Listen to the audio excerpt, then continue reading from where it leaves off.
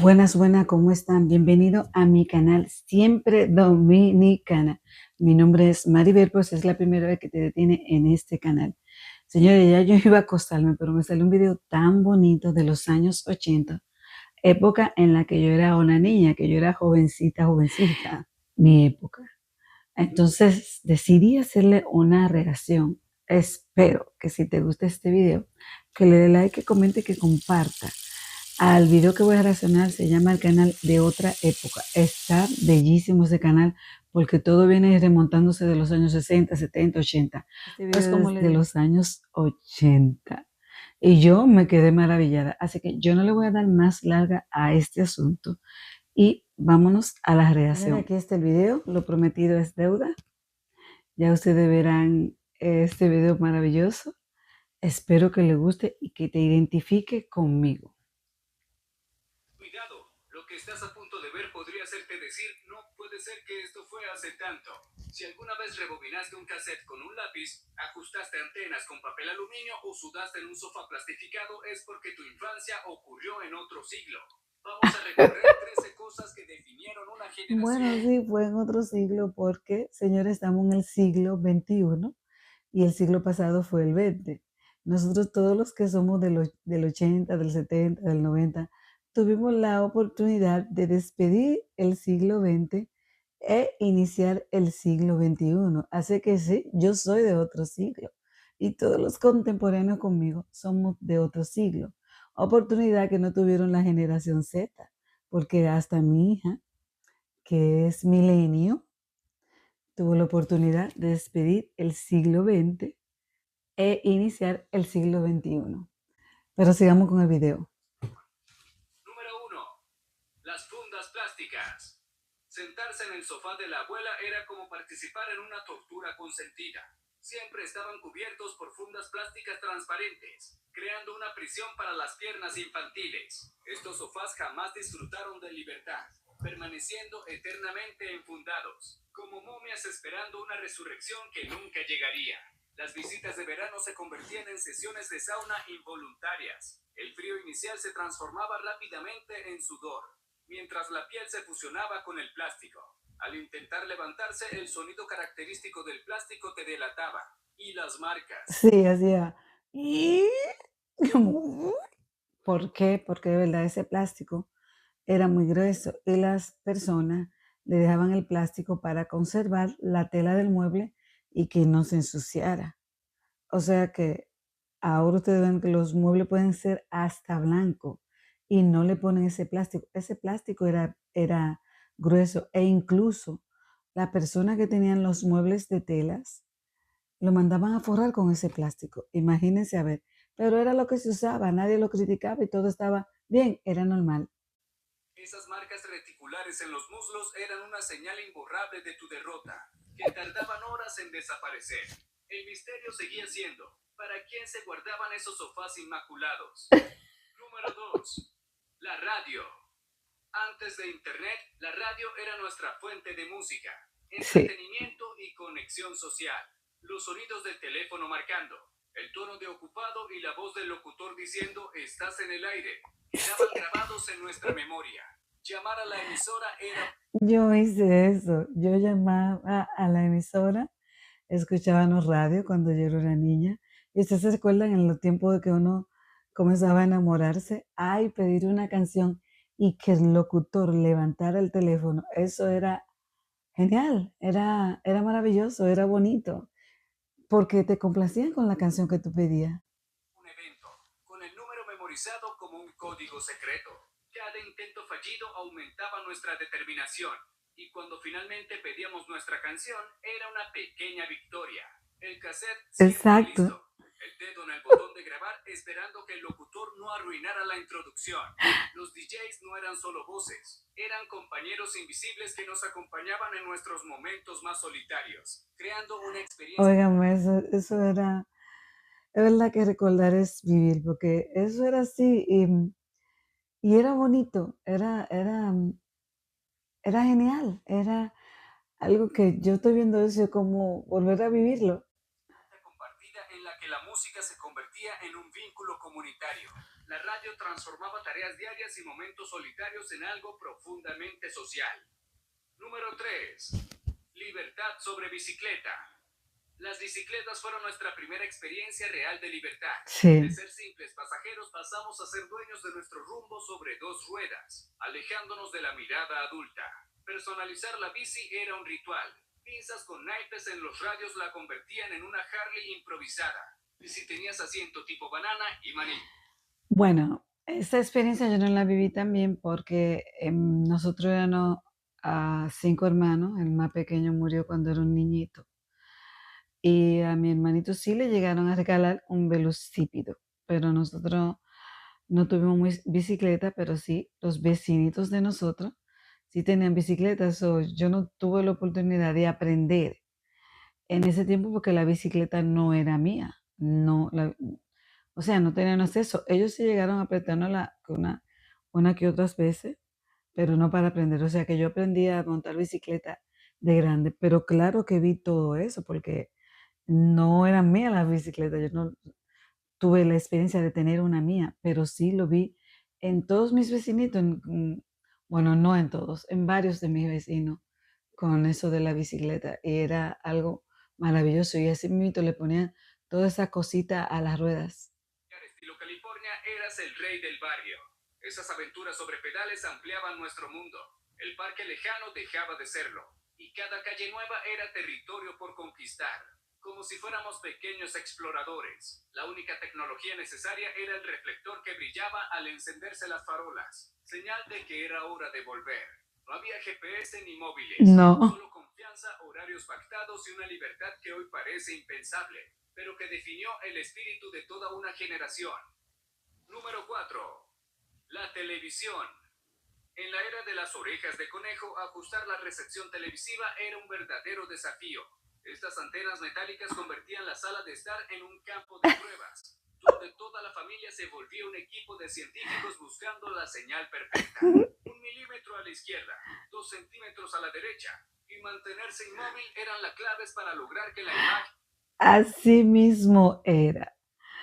Cuando alguien iba a arreglar la televisión, no existía el cable. O sea, que eran los canales de televisión.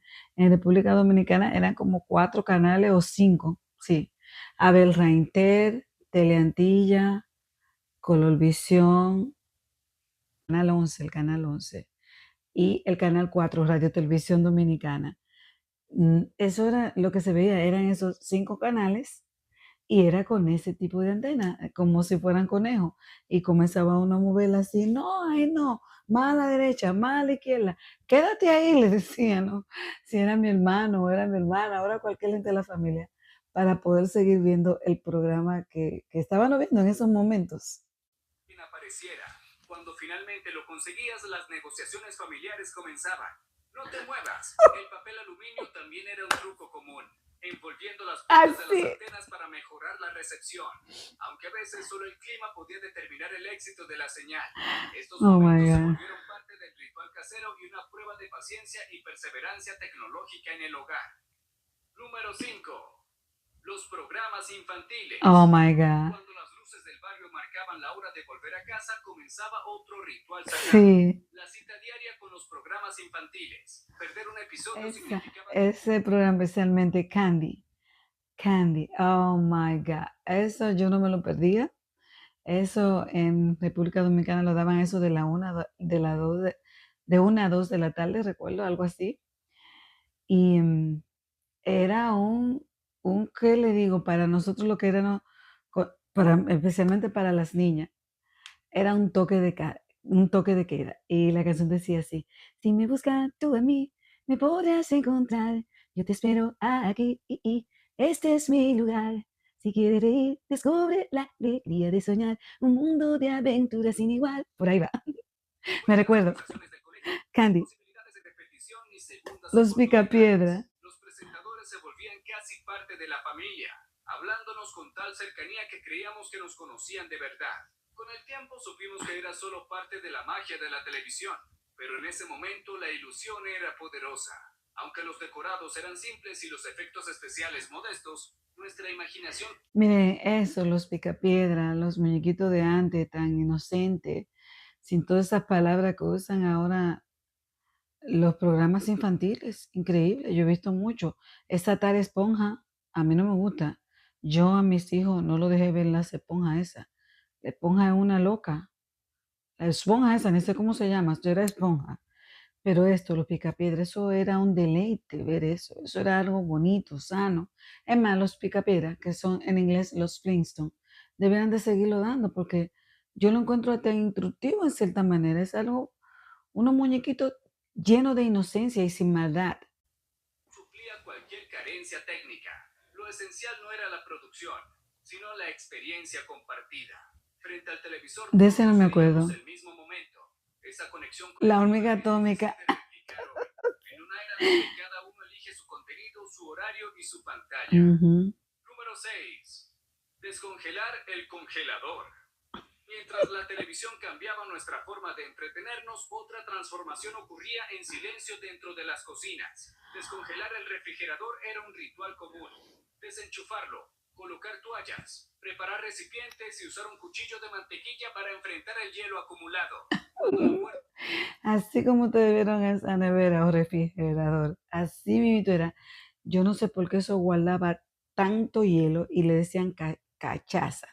Mi mamá, el día antes de lavar la nevera o el refrigerador, la desconectaba en la noche para que eso se fuera derritiendo. Y cuando amanecía, todavía ese hielo estaba ahí con un cuchillo de eso de comer, porque no se podía usar un cuchillo de cortar, no de cocinar, de eso de comer, am, de mesa, por decirlo así. Eso era un tiempo que se cogía. Y mi mamá nos ponía a una de nosotras para ella ir haciendo otra cosa de la casa, otro quehacer de la casa, otro oficio. Y nosotros quitándole ese hielo, ese hielo. Entonces después se ponía así, nítida, ¿verdad? Pero ya como al mes había que hacer la misma operación porque se llenaba de cornetar la entera, que uno limpiara la parte de abajo mientras llegaba el mes, pero lo que era descifrar, o sea, quitarle todo ese hielo, había que hacerlo con tiempo porque se cogía bastante tiempo quitar todo ese hielo, toda esa cachaza, le decían, algo así era. del congelador ya no cerraba, sabías que había llegado el momento de actuar. El secador de pelo se convertía en herramienta clave en esta operación doméstica. Durante el proceso aparecían verdaderos tesoros olvidados. Envases cubiertos de escarcha que llevaban meses o incluso Escarcha, años escondidos bajo escarcha. capas de hielo. Algunos eran imposibles de identificar, como hallazgos de una excavación doméstica.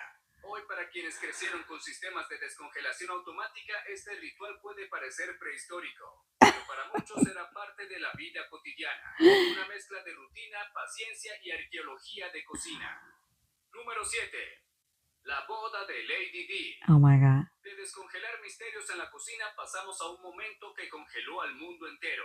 El 29 de julio de 1981, 750 millones de personas dejaron todo para ver a Lady Diana Spencer, de solo 20 años, caminar hacia el altar con una cola de vestido de más de... Bueno, eso fue en el 81. Yo en ese entonces, en verdad, estaba viva, obviamente, estaba en este mundo, pero era muy, muy, muy jovencita. Y como viví en República Dominicana, no recuerdo que eso fue con tanto auge, porque ahora que todo se ha ido modernizando y las noticias más internacionales llegan más. Tal vez muchos recuerden esa boda. Yo, claro, la recuerdo porque la vi después, aquí en Estados Unidos, en video y en cosas, pero no porque allá, en el 81, no tengo memoria de eso. Y anyway, yo estaba mucho más joven, sé que muy niña yo estaba y no recuerdo eso. La vi aquí, repito, y, y pude verla en video después, aquí en Estados Unidos me refiero. Pero en el momento que estaba pasando no recuerdo que tuvo un guay tan grande en República Dominicana porque esas noticias tan así, no, sí están ahora, pero antes no era tan así, que recuerde yo, no sé, tal vez otros la recuerdan, pero yo no, yo la recuerdo porque la vi aquí. 7 metros. La boda con el príncipe Carlos no fue solo una ceremonia real, sino un fenómeno televisivo global. Las calles se vaciaron, las familias se reunieron frente al televisor y por unas horas el planeta compartió una misma emoción. Wow. Más que un evento monárquico, fue una experiencia colectiva que unió culturas, creencias y países. Yo sé que muchos sabrán después de su muerte que ella murió todavía aún joven. Ya tenía 2 niños y murió en un accidente automovilístico que fue fatal. Murió ahí instantáneamente. Creando una sensación de comunidad global poco común. Como afirman varios análisis, trascendió las barreras políticas y sociales convirtiéndose en un símbolo de una época donde un solo hecho podía capturar la Wow, atención y la imaginación de hermosa. cientos de millones al mismo tiempo. Número 8. La memoria telefónica. Si los eventos televisivos unían al mundo, el teléfono fijo era el puente personal que conectaba nuestras vidas cotidianas. En los 80 y 90 memorizar números era parte de la rutina. El de casa, el videoclub, la pizzería y los amigos. Nuestra memoria era la agenda confiable de todos los días. Por eso yo digo que eran los más inteligentes. Tú sabes, los números de teléfono que yo me sabía, que yo lo tenía aquí, eso era increíble. El de la casa, de la casa de mi tía, el de tal vez del colmado, el de tal vez un trabajo, la escuela. Oh, no, era increíble. Aquí lo tenía, ¿no? Cabinas telefónicas repartidas por la ciudad Oh, eran sí. refugios de urgencia. Con pocas monedas cada palabra contaba, sabiendo que la llamada podía terminar en cualquier momento. Yo creo que niños de 20 años abajo no recuerdan, no creo que hayan visto nunca una cabina de teléfono así pública en la calle y eso salvó a mucha gente de muchas cosas cuando ya habían bastante cabina de teléfono en la calle y que a veces uno tenía que esperar, a veces había uno hablando y otro delante de ti esperando y después tú para llamar a tu casa. De disco exigía paciencia, marcar cada número con precisión, esperar y empezar de nuevo si algo fallaba. Cada llamada era un acto consciente, un pequeño ritual donde el contacto con los demás requería esfuerzo y atención.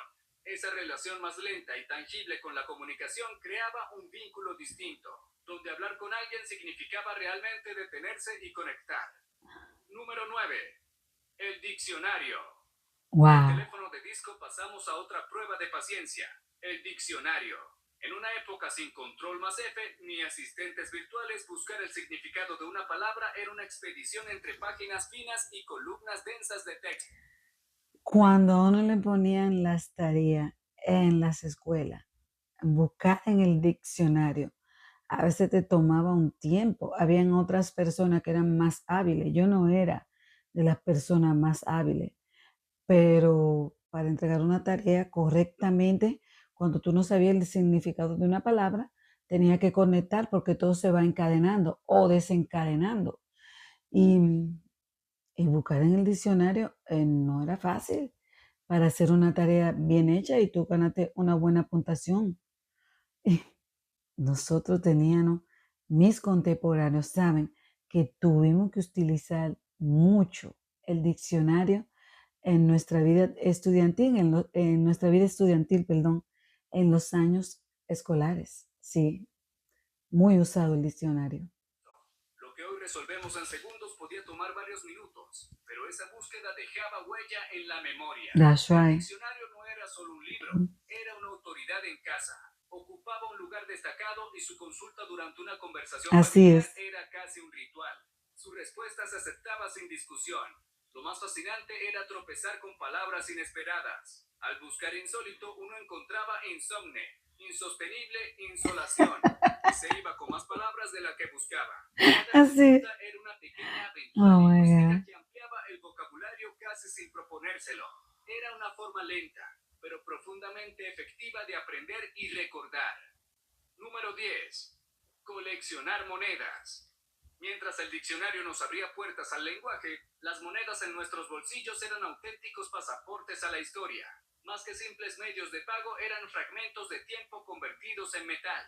En los años 60, 70 y 80, recibir una moneda de los abuelos era casi un rito.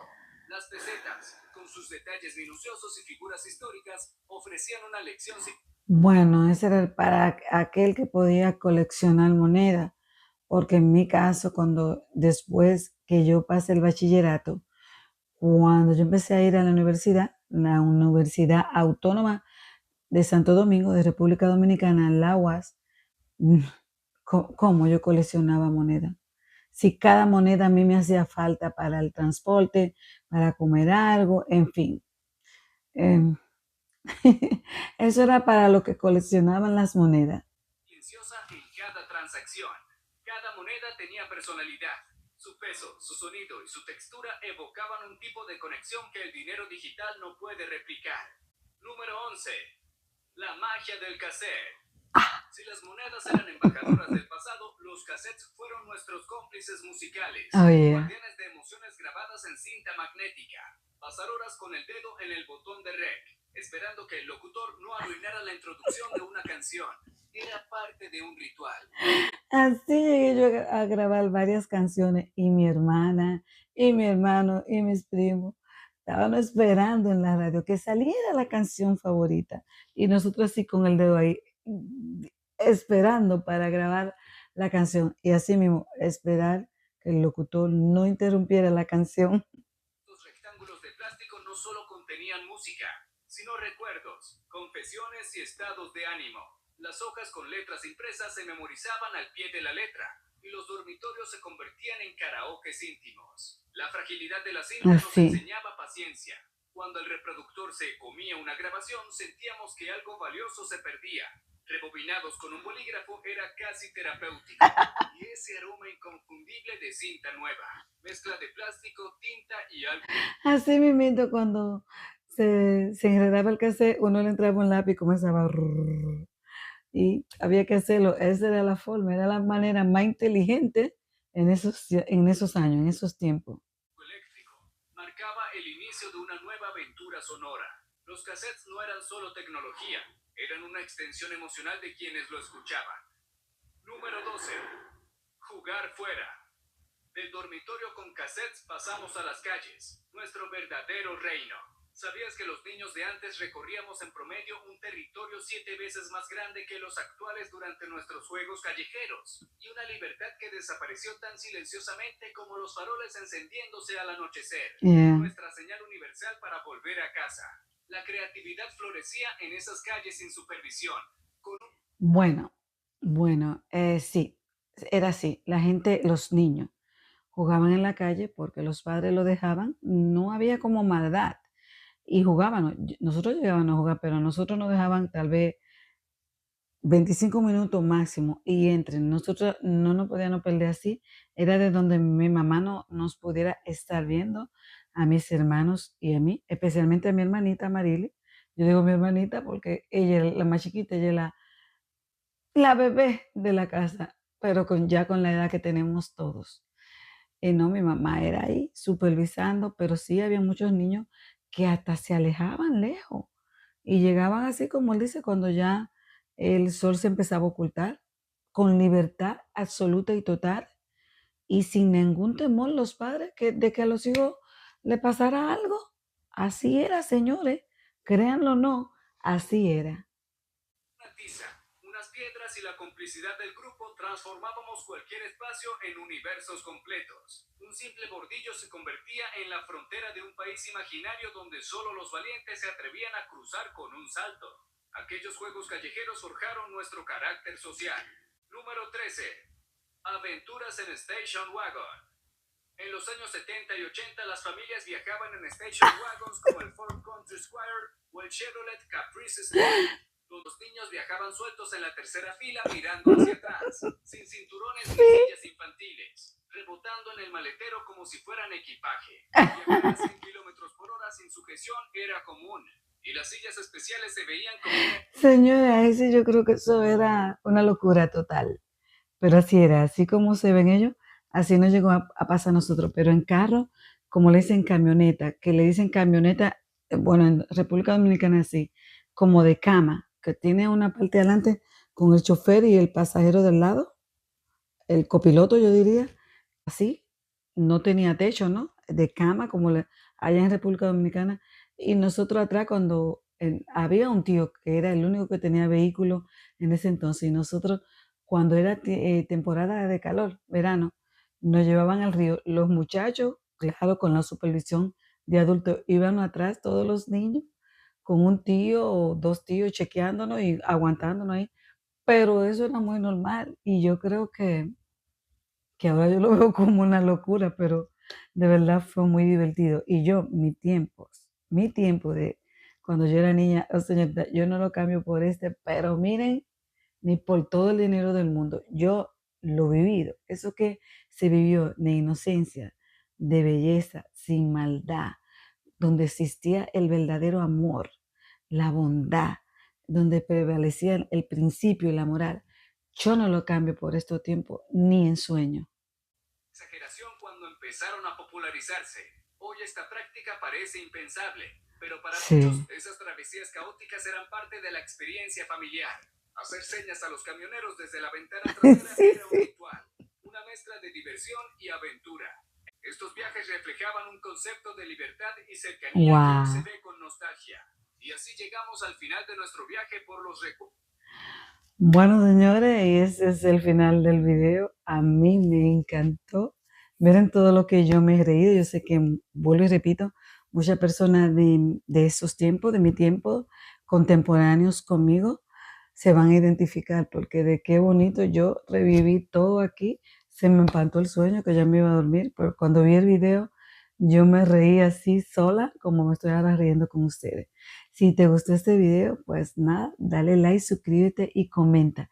Y como le dije antes, el canal que hice la reacción se llama De Otra Época. Hay muchísimos videos más porque son recordando los 60, los 70, los 80 y eso te transporta en un viaje al pasado.